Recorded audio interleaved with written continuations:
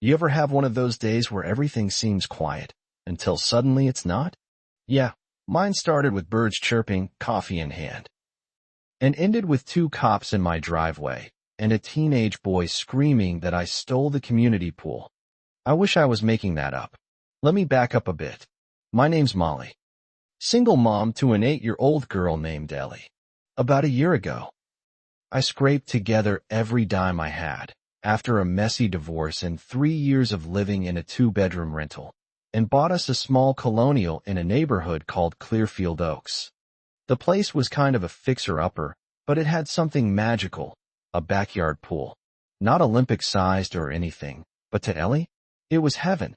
To me, it was peace. I bought the house through foreclosure. No HOA attached, no shared amenities. Everything, including the pool, was legally mine. Or at least, that's what I thought, until I met Cheryl. Now, Cheryl lived 3 houses down. Mid-40s, blowout blonde, always in a pastel tennis skirt even though I'm pretty sure she's never held a racket. She showed up on my porch the first Saturday we moved in with a tray of lemon bars and a clipboard. Introduced herself as the unofficial neighborhood liaison, whatever that meant. Standing beside her was her teenage son, Zach, tall, bored-looking, and already glancing toward my pool like he owned the deep end. Cheryl didn't waste time. Told me it was customary for the pool to be used by the neighborhood kids, especially now that it's summer. Said the last owner was very generous and always left the gate open. I smiled, trying to be nice, but told her politely that things were going to be different now. I bought this house because I wanted privacy. I didn't get a mortgage to run a community center. Cheryl's smile froze like someone pressed pause on her Botox. She said something about community spirit and how I'd understand once I got to know the neighbors. Then they left. But I could feel the tension already setting in like humidity before a storm. For a few weeks, things were fine. Ellie loved the pool. I loved watching her laugh again. And for the first time in years I felt like we were building something just ours. Then, the footprints started. First it was a few wet tracks on the deck when we hadn't been outside. Then towels. Empty soda cans. The chlorine level was off. I checked the camera feed and, well, joke's on me, I hadn't even installed cameras yet. So I changed the gate lock and posted a private property, no trespassing sign. The next morning, Cheryl called. Not knocked, called. Said I was alienating the neighborhood and that she was deeply disappointed. I didn't understand how things work around here. I said I understood perfectly. I own my home. And nobody else gets a say in who swims in my pool. She hung up on me. That was a Thursday. By Saturday, the Facebook group for the neighborhood was lit up with vague posts about selfish new homeowners and how this used to be a community. No names, but let's be real. Everyone knew who they were about. I stayed out of it. Let them rant. But Zach didn't stop coming. I caught him once, climbing over the fence. Told him to leave. He said, "My mom says this pool belongs to all of us." I said, "Tell your mom she's wrong." He rolled his eyes like I was the unreasonable one and said, "Whatever, lady. This isn't over." Next day, I bought cameras. Things came to a head, like full-on showdown, about 2 weeks later. I came home from work, glanced at the footage, and there he was again, Zach, shirt off, floating in my pool like he paid rent. I marched out, phone in hand, recording the whole thing. I said, "Zach, get out of my pool." Now. He shrugged. "You can't tell me what to do. It's not really yours." "Really?" I said. "'Cause this deed in my hand says otherwise." He got out, slowly, like he was doing me a favor.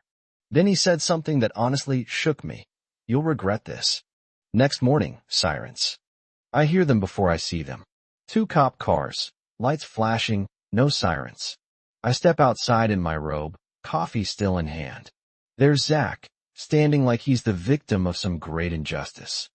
He points at me and yells, "She locked me out of the community pool." I kid you not.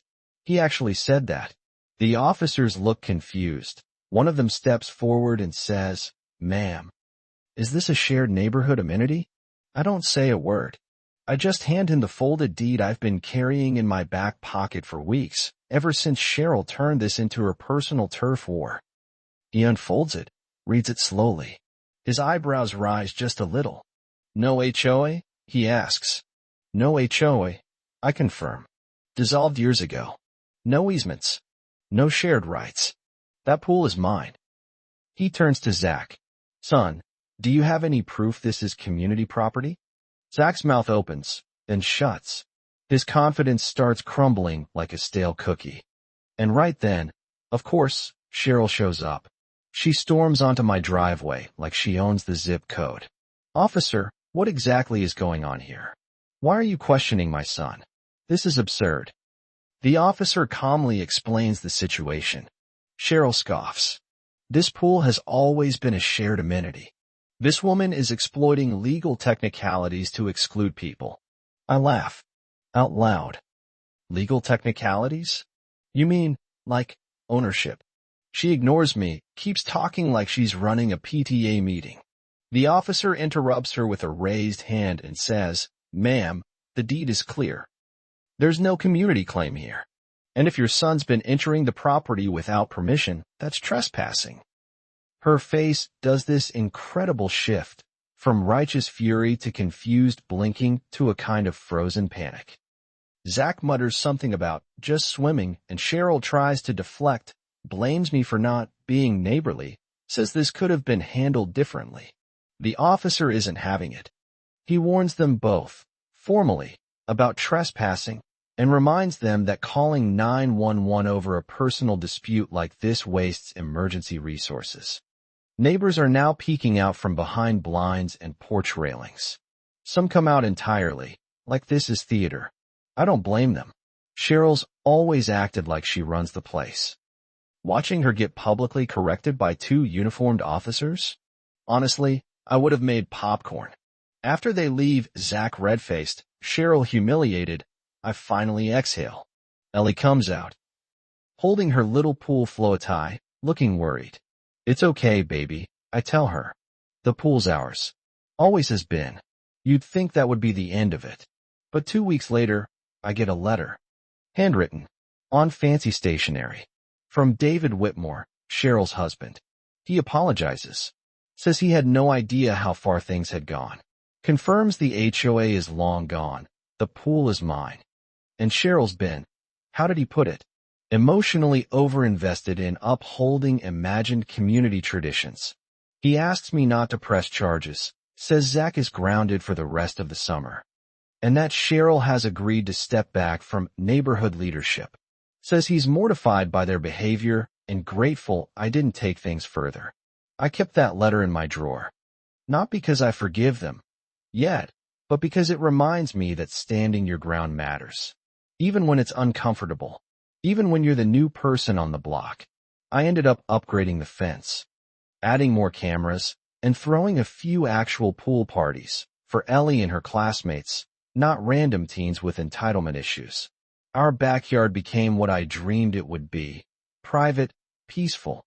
Ours. And Cheryl? Well, she hasn't posted in the neighborhood Facebook group since July. The silence is golden. Anyway, what do you think? Was I too harsh? Should I have shared my pool in the name of community? Or did Cheryl and Zach cross every line imaginable? Let me know down in the comments. I've got a feeling this one might stir up some debate. And hey, if you've ever dealt with entitled neighbors, HOA drama, or people who think community means whatever I say goes, I'd love to hear your story. Drop it below. And don't forget to like, share, and subscribe if you want more true stories from the suburbs. Sometimes peaceful fences make for wild tales. Thanks for listening.